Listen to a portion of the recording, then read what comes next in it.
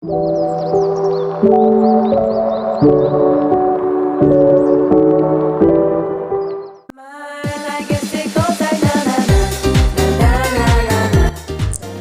semuanya, di video kali ini kita akan membahas bandwidth management. Di dalam video kali ini ada beberapa PowerPoint, yaitu pengertian bandwidth, jenis bandwidth, fungsi bandwidth, manfaat bandwidth, cara kerja bandwidth, dan konfigurasi bandwidth.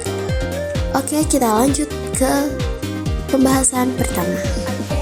Oke, di pembahasan pertama ada pengertian dari bandwidth. What is bandwidth? Bandwidth adalah kapasitas maksimum suatu jalur komunikasi yang memiliki fungsi untuk mengirim data dari server ke klien dalam bit per second. Jika bandwidth memiliki nilai yang besar, maka kemampuan transmisi data juga bernilai besar. Semakin besar bandwidth sebuah koneksi, maka semakin cepat koneksi internet. Selanjutnya ada bandwidth type atau beberapa jenis bandwidth. Di sini ada dua jenis bandwidth pada komputer, yaitu bandwidth analog dan bandwidth digital. Dari bandwidth analog sendiri, secara prinsip pihak pertama dan pihak kedua tidak secara langsung berhubungan, akan tetapi masing-masing berhubungan dengan perantara, yaitu proxy. Tanpa proxy, informasi dari komputer akan diteruskan melalui router, kemudian diteruskan ke server situs yang ingin dikunjungi. Untuk penjelasan bandwidth digital, yaitu jenis bandwidth yang digunakan untuk mengetahui jumlah data yang bisa dikirimkan, baik saat menggunakan kabel atau nirkabel atau wireless. Selanjutnya ada bandwidth function. Yang pertama, media transmisi data, yaitu di mana bandwidth bertugas sebagai jalur komunikasi data di antara dua komputer melalui jaringan tertentu. Bandwidth menghubungkan komputer dengan jaringan agar dapat terkoneksi dan melakukan proses pertukaran data. Yang kedua ada pembatas kecepatan transfer data. Bandwidth juga mampu melakukan pembatasan kecepatan transfer data yang di masing-masing pengguna berdasarkan paket data. Yang terakhir ada untuk membatasi sejumlah data yang ditransfer, yaitu fungsi yang ketiga ini adalah mampu membatasi jumlah data yang dapat ditransfer dari hosting ke penggunanya. Oke, selanjutnya di sini ada bandwidth topologi atau topologi bandwidth ya. Bandwidth itu ibaratkan jalanan yang besar. Jika bandwidth yang besar sama dengan jalanannya besar, makin luas maka makin bisa ngebut atau jaringannya itu akan semakin lancar ya. Dan di sini mobil ini sebagai data yang melewati bandwidth ini. Bandwidth internet 1 Mbps artinya koneksi internet tersebut mampu untuk memindahkan data maksimal sebanyak 1 juta bit data setiap detiknya. Selanjutnya ada bandwidth benefit atau manfaat dari bandwidth ya. Selain memiliki beberapa fungsi, bandwidth juga memiliki beberapa manfaat yang dapat Anda peroleh jika menggunakannya. Beberapa manfaat tersebut diantaranya: 1. Proses transfer data menjadi lebih cepat atau tidak membutuhkan waktu yang lama. Menyediakan sistem keamanan ganda untuk melindungi data dan informasi Anda dari serangan malware. Ketiga, mencegah gangguan stabilitas jaringan selama proses transfer data. Yang terakhir, how does bandwidth work? Bagaimana cara bandwidth bekerja? Satuan bandwidth diukur dengan satuan bps. Semakin besar bandwidth yang dimiliki oleh jaringan, semakin besar juga data yang dapat ditampung. Namun, sebaliknya, semakin kecil bandwidth yang dimiliki, semakin kecil juga data yang bisa ditampung, sehingga koneksi atau proses pengiriman data menjadi lebih terlambat.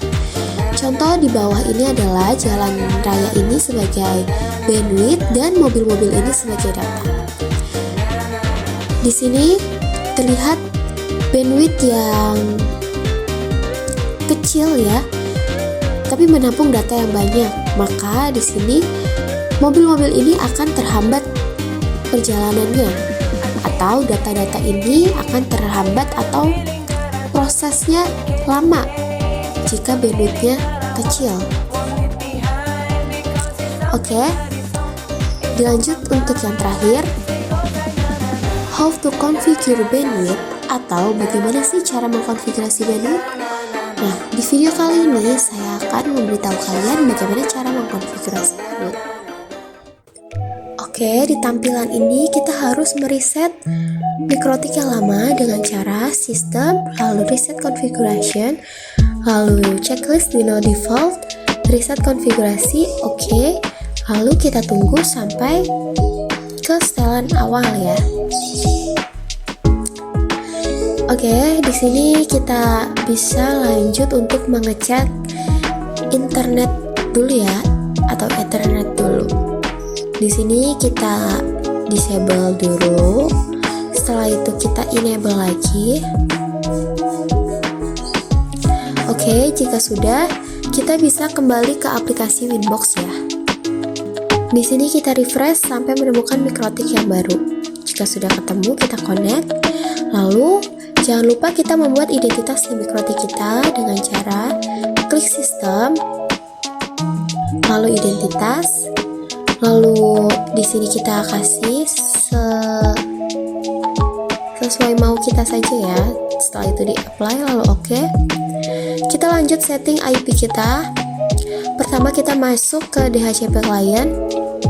Setelah itu kita pencet yang tanda plus.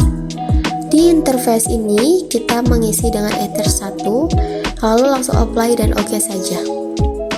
Setelah itu kita masuk ke menu address plus, dan di sini kita masukkan 192.168.200.1/24 dengan interface-nya Ether 2 dan di apply lalu oke. Setelah itu kita masuk ke DNS. Di sini kita allow remote request, di checklist dan di apply lalu di oke. Setelah itu ke firewall lalu plus, di general chainnya tetap searchnet, di auto interface-nya kita isi Ether 1. Lalu di apply dan di action kita ganti masquerade, lalu di apply dan di oke. Lalu kita masuk IP lagi. Kita masuk di DHCP server ya. Lalu ke DHCP setup, kita pilih Ether 2, di next saja sampai sukses seperti ini. Setelah itu kita masuk ke sistem dan kita reboot ya. Kita reboot. Yes saja. Setelah itu kita tunggu saja ini sampai logout.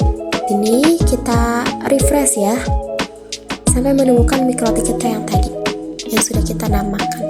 Sudah ketemu, kita connect lagi. Setelah itu kita ke queues, lalu kita ke general dulu ya. Pertama di name ini kita isi total bandwidth, dan untuk max limitnya 3 Mbps, di bit per secondnya juga sama. Setelah itu di apply lalu oke, dan kita plus lagi. Di general ini kita masukkan namenya Ether 2, targetnya juga Ether 2, dan di max limitnya kita kasih 2. Ini juga sama 2 Mbps, di apply dan kita masuk ke advance.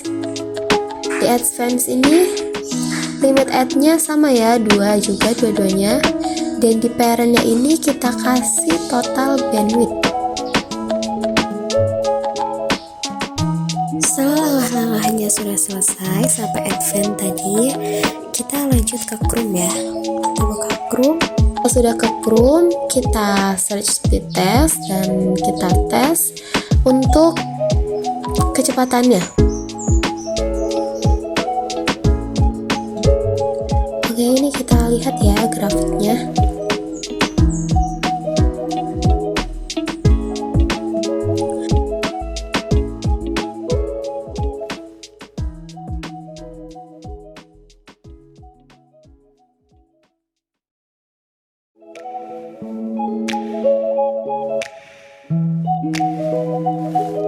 Oke, di sini sudah muncul hasilnya.